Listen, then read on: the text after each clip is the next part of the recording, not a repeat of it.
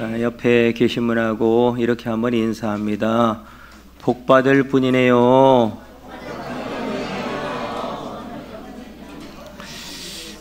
복 받을 분인데 인상은 좀 안 좋은 것 같아요. 하여튼 인상이 어떻든 하나님의 거부할 수 없는 복이 가정의 달을 맞이해서 여러분이 가정 가운데 평안의 복과 행복과 또 재물과 넘치는 복으로 함께 하기를 축원드립니다. 참 우리는 굉장히 풍성한 시대를 살고 있는데 불과 저희들의 어린 시절만 해도 우리의 부모 세대는 더 그랬고요. 먹을 것이 없는 세대였잖아요. 그래서 먹고 사는 게 전쟁이었어요. 어머니가 어디 시장을 갔다 와서 뭔가를 하나 사들고 오면 먼저 보는 사람이 임자예요. 나머지 뒤에 형들이 몇 명이 있든 가족이 몇 명이 있든 신경 쓸 여력이 없이 하나는 먹고 하나는 한 손으로 또 어디에 숨겨놔야, 저장을 해놔야 또 다음에 또 기대가 되기 때문에 늘 그랬어요. 그리고 뭐 항상 여자분들은 학교를 다니는 것도 그렇고 그 당시에는 왜 그렇게 부모님들이 아들 했는지를 모르겠어요. 또 더군다나 그 중에서도 맏아들, 맏아들 큰 형님은 항상 동생들을 이렇게 가리키고 또 길을 열어주기 위해서 큰 언니, 맏아들 이런 위에 우리 형님들 또 언니, 누나들은 자기의 삶을 포기하고 산업전선에 또 나가서 돈을 벌어서 그 동생들을 교육하는 일들, 또 반대도 있죠. 부모님 입장에서는 또 맏아들 공부시키려고 그 동생들은 쳐다도 안 보고 관심도 없고, 더군다나 여자들은 알아서 살아라, 빨리 없애려고 그 어린 나이에 그냥 어디로 시집 보내가지고 숟가락 하나 줄이려고, 그게 옛날에 결혼하는 그런 일들의 문화였습니다. 그런 시절을 지나가지고 오늘 이 시대에 참 우리가 많은 것을 누리는 시대를 살고 있는데, 어느 나라보다 이 맏아들 사상, 장자권 사상이 굉장히 강한 나라가 이스라엘입니다. 이스라엘. 그래서 이스라엘의 맏아들은 요즘 말로는 금수저 있잖아요. 맏아들로만 태어나면 금수저 보장 받는 거예요. 우리나라하고는 또 다른 차원의 장자권이라고 하는 축복의 문화가 계승되고 있는 나라이기 때문에 어떻게 해서라도 장자의 복을 받으려고. 그러나 성경이 말하는 복은 달라요. 금수저로 태어나야 복이 아니라, 장자로 태어나야 복이 아니라, 세상의 가치대로 하면 맏아들이죠. 세상의 기준으로 하면 금수저가 아닌 사람들은 설 자리가 없는 거예요. 살아갈 희망이 없는 거예요. 그러나 성경은 맏아들이 아니어도 괜찮아. 아멘 안 하시네. 맏아들이 아니어도 괜찮아. 아니, 세상은 다 맏아들이어야 되고 다 장자권이어야 되고 다 금수저야 된다는데 하나님은 아니라고 하면 우리의 소망은 거기 있는 거 아니겠어요? 금수저 아니라도 괜찮고 맏아들 아니어도 괜찮아. 오늘 읽은 말씀은요, 야곱의 12 아들들 중에 맏아들인 르벤 이야기를 하는 거예요.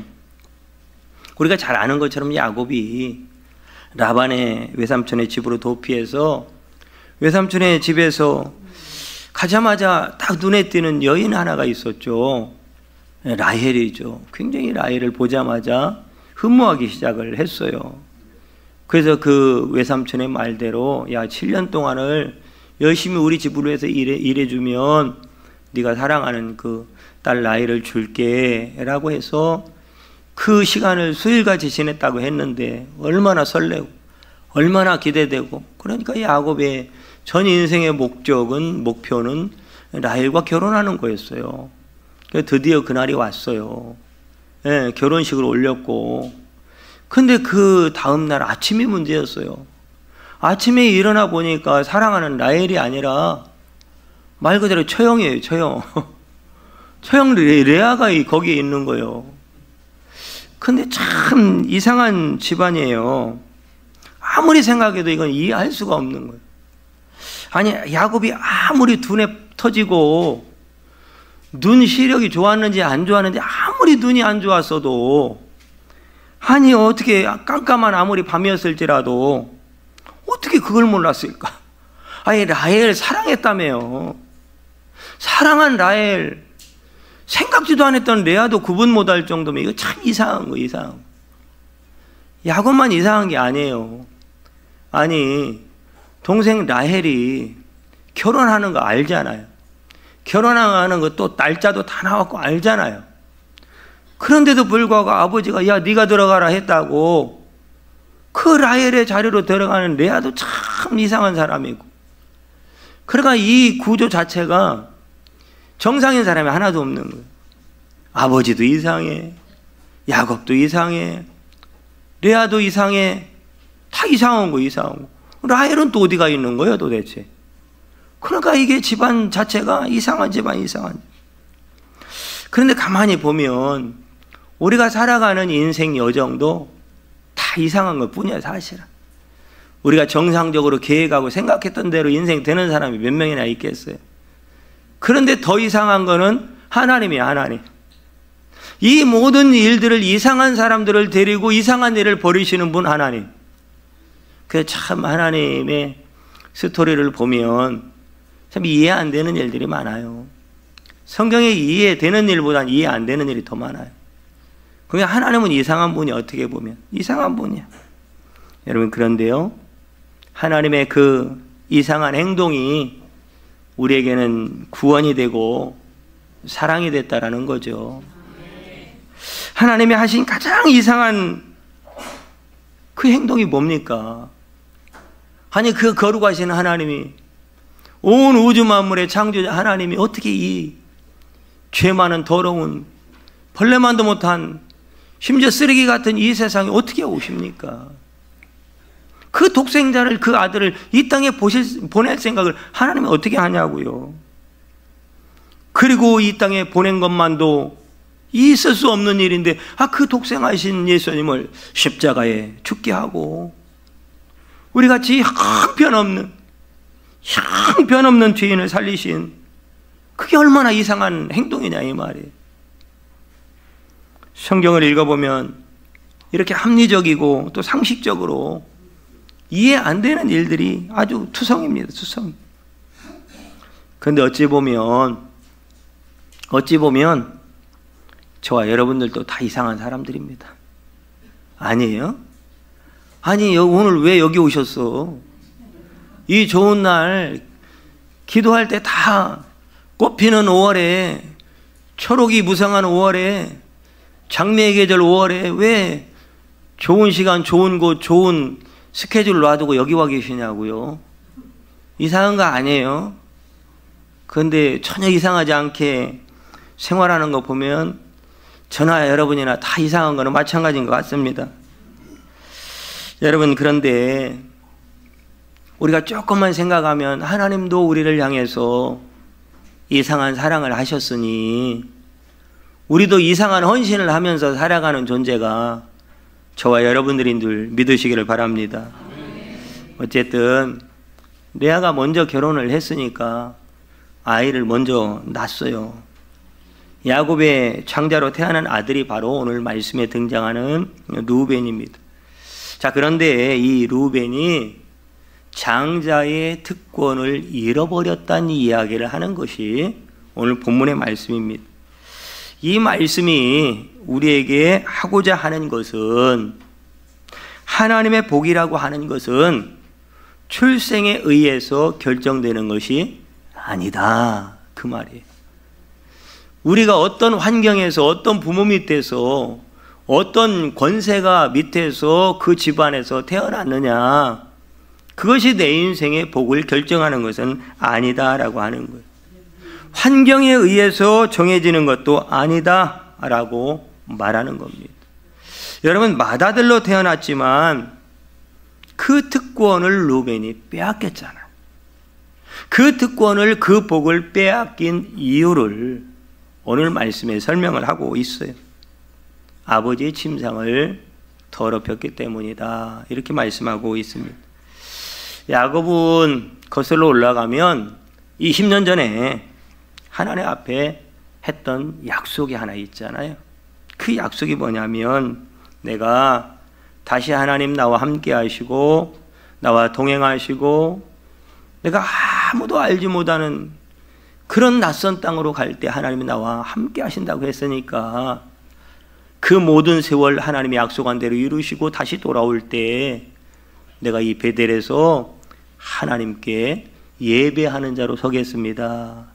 그리고 이곳은 바로 하나님과 나와 영원히 친밀한 교제를 나누는 하나님의 성전으로 만들겠습니다.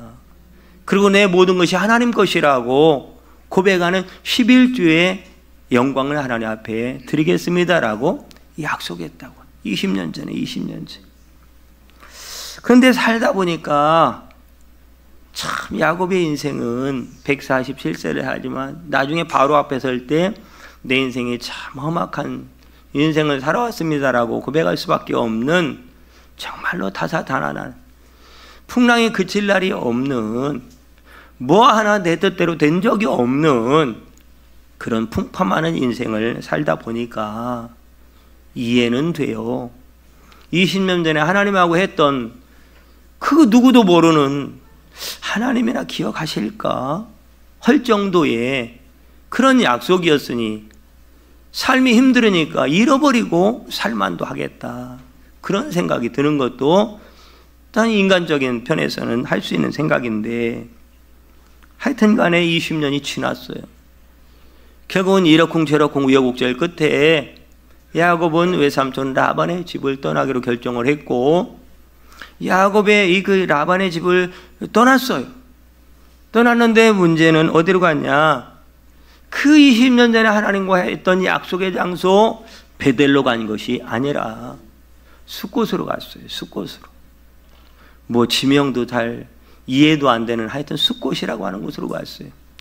거기서 양의 짐승의 우리를 짓고 마치 누가 봐도 이곳에서 완전히 정착해서 살 사람처럼 그렇게 있다가 또 무슨 생각이 들었는지 또 거기를 떠났어요. 근데 이제는 베델로 가려나 했는데 그게 아니었어요. 이제는 세겜 땅으로 가서 아예 땅을 사버렸어요.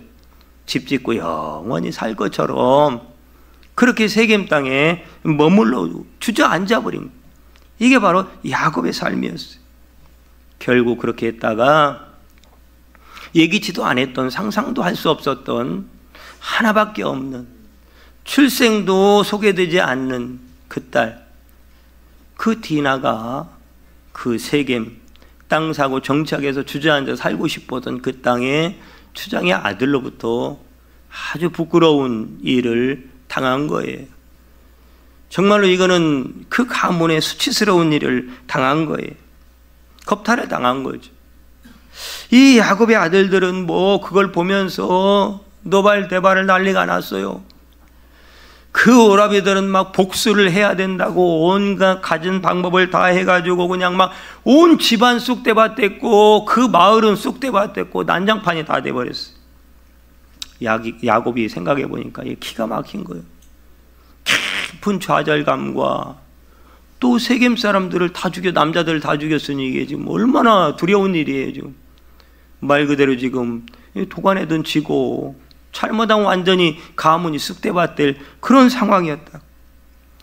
그때에 이 야곱은 하나님께서 그 홀로 집을 떠나 부모를 떠나 고향을 떠나 정처 없이 라반 외삼촌의 집으로 갈 때에 그 루스 들판에서 하늘을 보면서 처량한 신세 있을 때 하나님이 나타나 야곱에게 큰 위로와 힘과 용기를 주고 내가 너와 함께하고 영원히 너를 떠나지 않겠다라고 했던 그 약속, 그 약속에 누가 뭐라고 한 것도 아닌데 본인 스스로가 하나님 그러면 내가 하나님 앞에 이런 믿음의 삶을 살겠습니다라고 고백했던 그때의 그 기억을 떠올리게 되는 겁니다.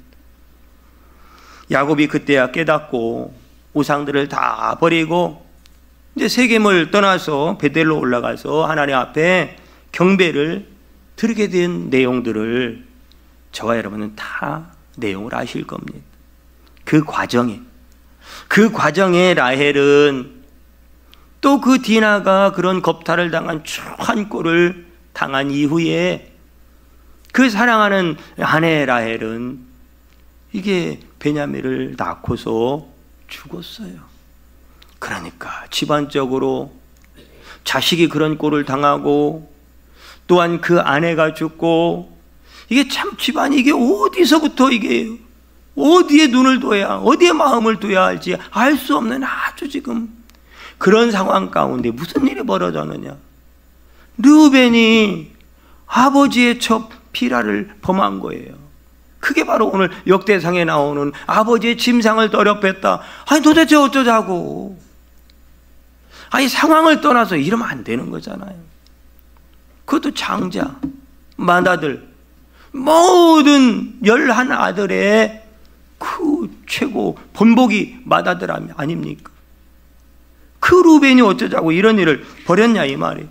가장 힘들고 가장 슬프고 가장 비참하고 가장 절망적일 때 이거는 더 절망적인 완전히 이거는 그냥 그런 상황에 지금 루벤이 이런 일을 저지른 거예요. 여러분 야곱의 마음이 얼마나 비참했겠습니까? 얼마나 부끄럽고 얼마나 낙심되고. 그런데 야곱이 들었다고 그랬어요. 야곱이 그 소식을 들었다고 그랬어요. 그런데 그 당시에는 아무 말 안 해요. 야곱이 아무 말 안 타가 그 이야기를 언제 꺼내느냐. 147세가 되어서 죽음을 앞에 두고 12아들들을 불러서 그들을 미래를 예언하며 축복하는 그 현장에서 이 이야기를 꺼내는 거예요. 내가 내 침상을 범하였으니 너는 맏아들로서 능력도 많고 또한 다른 사람보다 월등하고 모든 일에 탁월한데 그 모든 능력을 오늘 이 시간부로 다 박탈하겠다. 이게 아버지의 마지막 유언의 저주와 같은 예언이었습니다. 여러분 르우벤은 맏아들로서 굉장히 탁월한 능력을 부여받은 그런 존재였지만 가장 추한 아들로 전락하고 말았습니다. 여러분 그렇다면 성경이 말하는 르우벤 맏아들은 뭐냐 이 말이에요. 맏아들은 오늘날 무엇을 상징하냐 그 말이에요. 맏아들은 태어날 때부터 좋은 환경을 말합니다. 태어날 때부터 나에게 주어진 좋은 환경, 이것이 바로 맏아들이 상징하는 바예요. 그럼 오늘 제목이 뭐예요? 복을 받을 사람. 한마디로 누가 그럼 복을 받냐 그 말이에요. 옆에 계신 분하고 한번 인사 겸 한 번 더 물어보세요. 복을 받을 것 같습니까? 이렇게 한번. 다른 사람 그렇게 내 이야기를 해서 내가 복을 좀 받을 것 같습니까? 한번 물어봐요. 어떻게 복을 받을 것 같대요? 제가 보기에는 다 복을 받을 것 같은데 할렐루야. 그렇게 되기를 축복합니다. 누가 복을 받는가?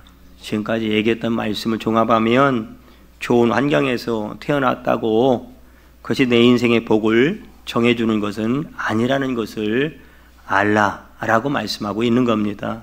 그러면 하나님이 주시는 장자권으로 상징되는 복은 무엇을 말하는 것일까? 그런 복이 아니라면, 그런 상황이 아니라면 이 장자권의 복은 무엇을 말하는 것일까? 여기서 이제 오해가 생길 수가 있는데요.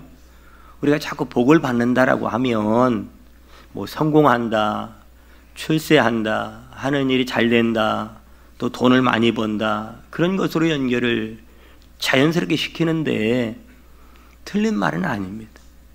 틀린 말은 아니고 여러분이 기왕이면 그런 복을 받으며 살기를 축복합니다. 그러나 한 가지 또 알아야 될 것은 성경이 말하는 장자권은 전혀 그런 것은 아니라는 거예요. 성경이 말하는 장자권에는 두 가지의 특징이 있습니다. 이 두 가지만 알면 지금까지는 어떠한 형편에 살아왔든지 앞으로 이 장자권의 복을 여러분 모두가 다 받게 될 줄 믿습니다. 하나님을 잘 들으셔야 돼요. 여기가 중요해요. 그 장자권의 복의 특징 두 가지인데 하나는 뭐냐면 첫 번째, 하나님을 나의 하나님으로 모시게 되는 것. 이게 장자권의 축복 첫 번째입니다. 복이라고 느껴지십니까? 아무리 생각해도 복은 아닌 것 같아요. 여러분, 성경이 말하는 복이 그런 복이라면, 성경이 그렇게 말하면 그 말씀은 맞는 거예요. 성경이 말하는 복은 그 하나님을 나의 하나님으로 모시고 사는 것. 이게 진짜 복이다 그 말이에요. 야곱 자신이 장자권에 목을 맸던 사람이잖아요. 야곱은 형 에서와 어떻게 태어났어요? 쌍둥이로 태어났잖아요. 쌍둥이. 야곱 그 조그마한 차이잖아요. 쌍둥이라는 것은 이게 불과 얼마 차이일까? 여러분 쌍둥이도 있고 새 쌍둥이도 있고 다 있잖아요. 그거 얼마 차이일까요? 쌍둥이 별로 차이가 안 나요. 그런데 그 조그만 차이로 이스라엘이 그렇게 중요하게 여기는 장자권의 복이 조금 먼저 났다고 형 에서한테 가버렸으니까.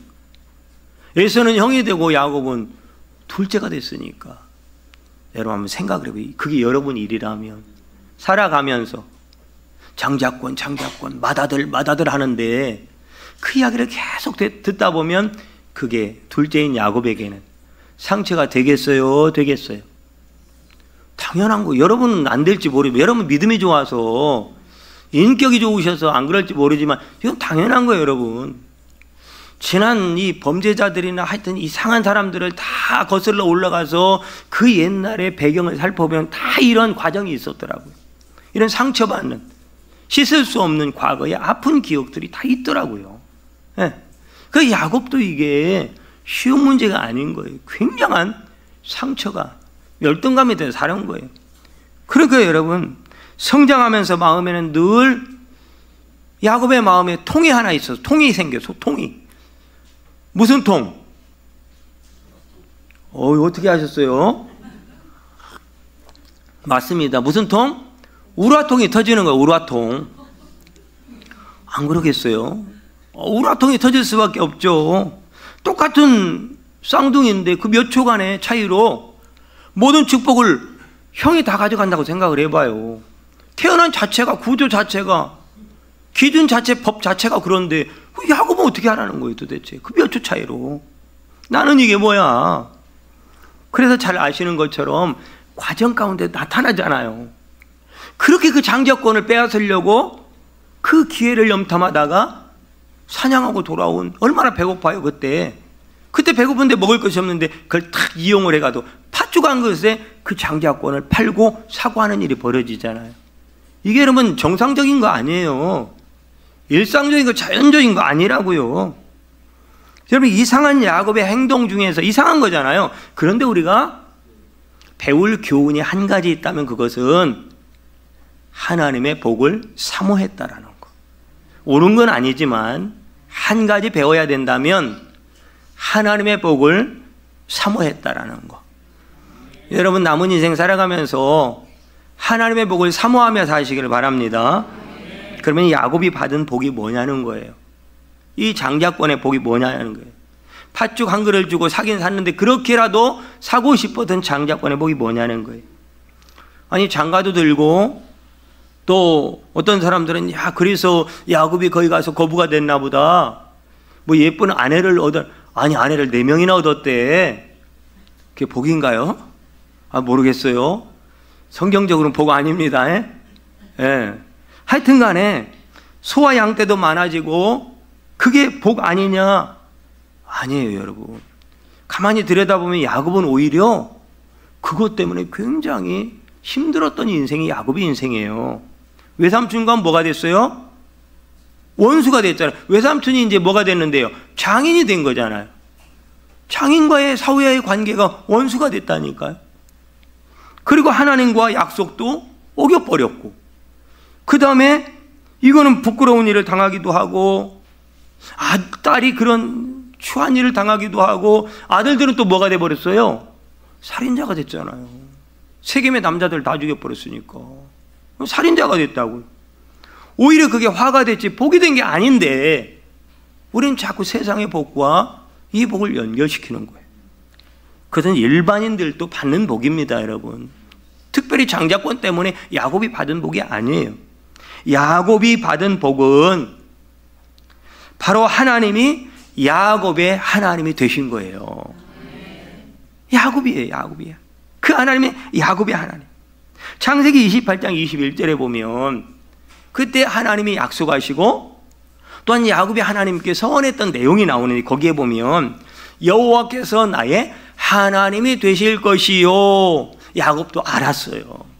하늘이 열리고 하나님의 말씀이 임하고 하나님이 찾아오는 놀라운 하나님의 살아계심을 경험할 때, 그때 영안이 열려서 보게 됐고 알게 됐다고요. 아하, 이게 복이구나. 하나님이 나의 하나님 되는 것이 복이구나 깨달았기 때문에 하나님이 나의 하나님이 될 것이요 라고 고백했다고. 그러면서 28장 15절에 보면 그때 하나님이 뭐라고 말했어요? 내가 너와 함께 있어, 너를 떠나지 아니하리라. 이게 바로 장자권의 복의 핵심입니다. 요게. 여러분, 성경 전체를 꿰뚫는 복이 바로 이 복이에요. 이것이 바로 임마누엘의 복인 거예요. 마태복음 1장 23절에 그 예수님이 이 땅에 너의 죄를 사하시기 위해서 구원하시기 위해서 오시는데 그 이름을 임마누엘이라 하는데, 그 임마누엘의 뜻은 이제 너를 구원한 그 예수께서 영원히 너와 함께 할 거야. 이게 하나님이 나의 하나님 되는 복의 열매인 거예요. 그 하나님이 오늘 저와 여러분 가운데 임마누엘로 함께 하시는 줄 믿고 느껴지지 않더라도 앞으로 그 복을 받으시기를 축복합니다. 할렐루야. 야곱이 팥죽으로라도 사서 가지고 싶었던 장자권의 축복은 바로 내가 하나님의 사람이 되고 하나님이 나의 하나님 되시는 거, 그게 진정한 장자권의 복이었다. 야곱의 인생은 어느 하나 자기의 계획대로 된 것이 하나도 없었습니다. 하나도 없었어요. 그의 인생의 주인은 왜 그러느냐?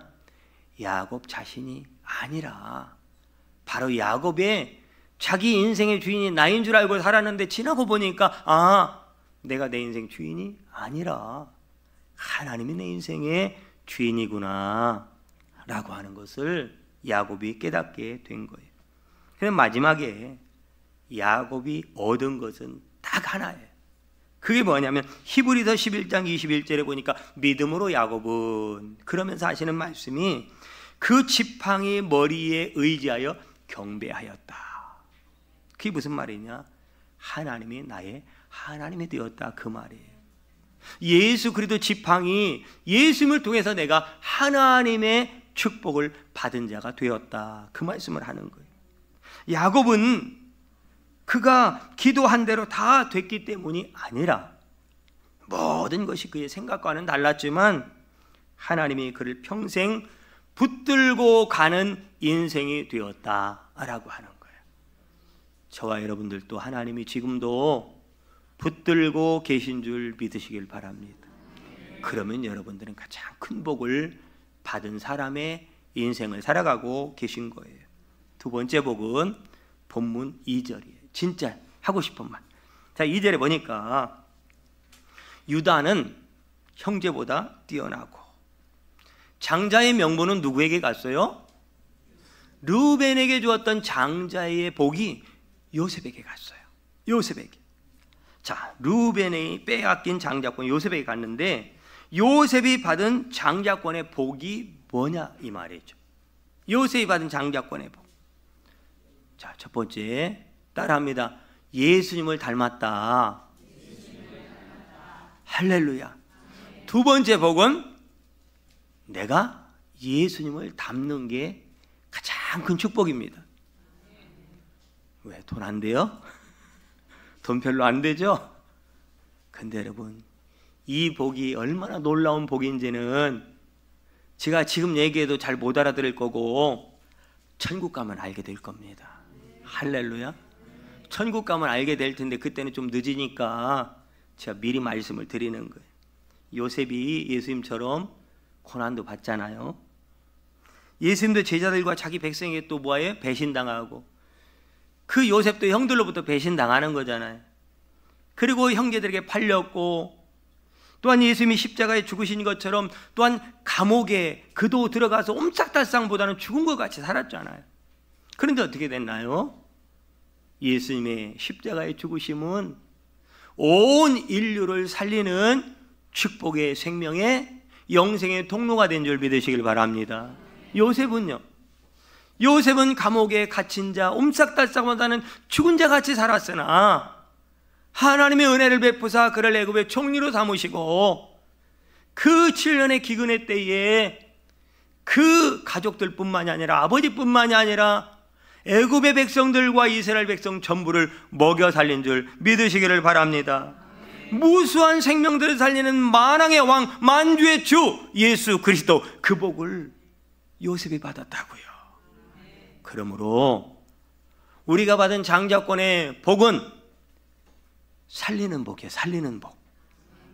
근데 참 이 시대가 어쩌면 이렇게 다 죽이는, 다 죽여요. 죄인 줄은 알고, 그래서 정죄할 줄 알고, 비판할 줄 알고, 판단할 줄 아는데, 그래서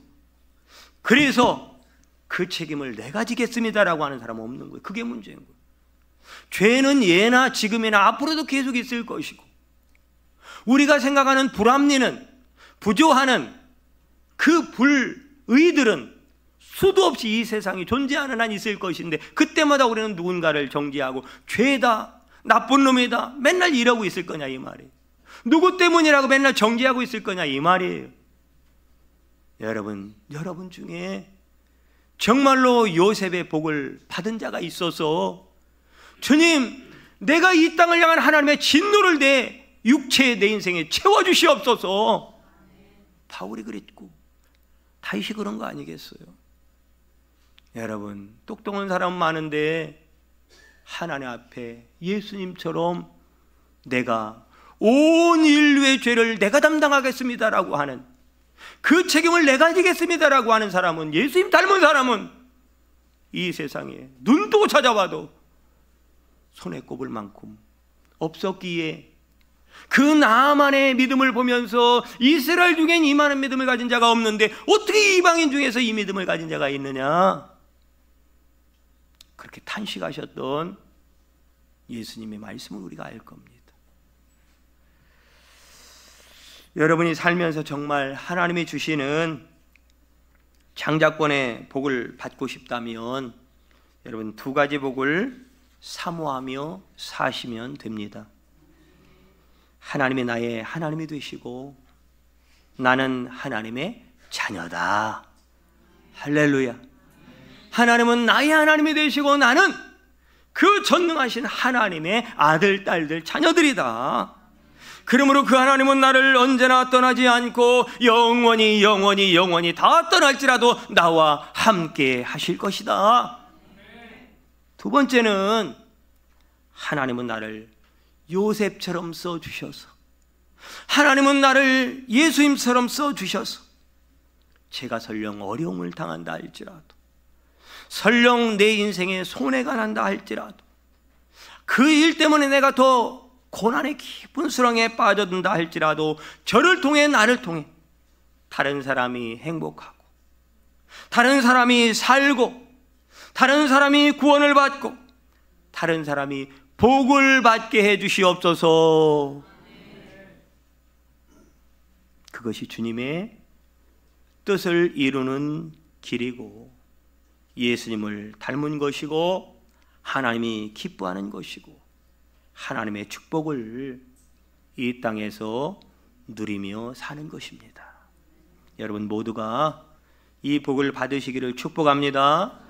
마지막으로 성경은 이 부분에 대해서 다시 한번 구약에만 둔 것이 아니라 신약에 이 말씀으로 경고를 하시는 말씀이 있어요. 히브리서 12장 16절에 보면요, 음행하는 자와 혹 한 그릇 음식을 위하여 장자의 명분을 판 에서와 같이 망령된 자가 없도록, 내가 그런 삶을 살지 않도록 내 자신을 살피면서 살아라. 이게 히브리서 12장 16절의 말씀이고요. 17절에 보면 이렇게 말씀해요. 너희가 아는 바와 같이, 다 알잖아요. 그가 그 후에 축복을 이어받으려고 눈물을 흘리며 구하되 버린 바가 되어 회개할 기회를 얻지 못하였느니라. 이렇게 말해요. 르우벤도 또한 이 회개할 기회를 얻지 못했다는 거예요. 로마서 8장 16절과 17절에 보면 마지막으로 이런 말씀이 있어요. 성령이 친히 우리의 영과 더불어 우리가 하나님의 자녀인 것을 증언하시나니. 아멘이죠? 저와 여러분 하나님의 자녀잖아요.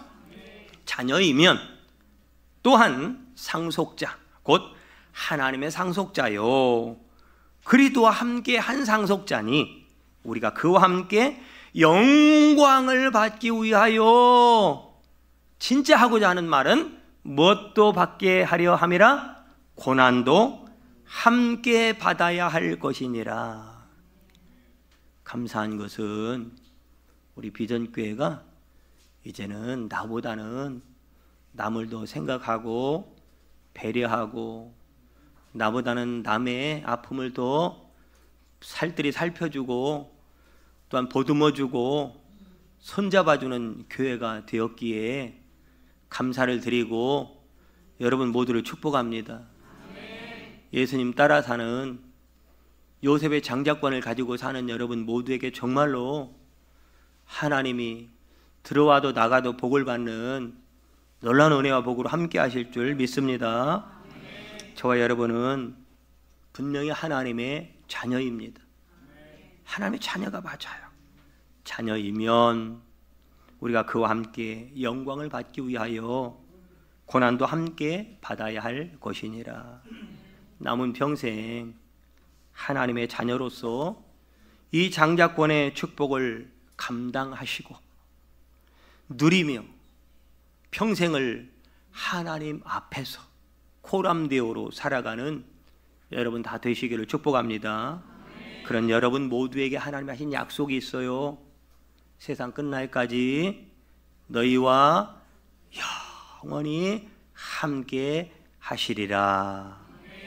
기도하겠습니다. 하나님, 이런 복이 우리 모두에게 한 사람도 소외됨이 없이 다 받고 하나님의 자녀의 영광 가운데 살아감으로 그 복을 누리는 자들이 더 많아져서 이곳이 이 땅의 천국이 되게 하시고 샬롬이 될 수 있도록 축복하여 주시옵소서. 예수님의 이름으로 기도합니다. 아멘.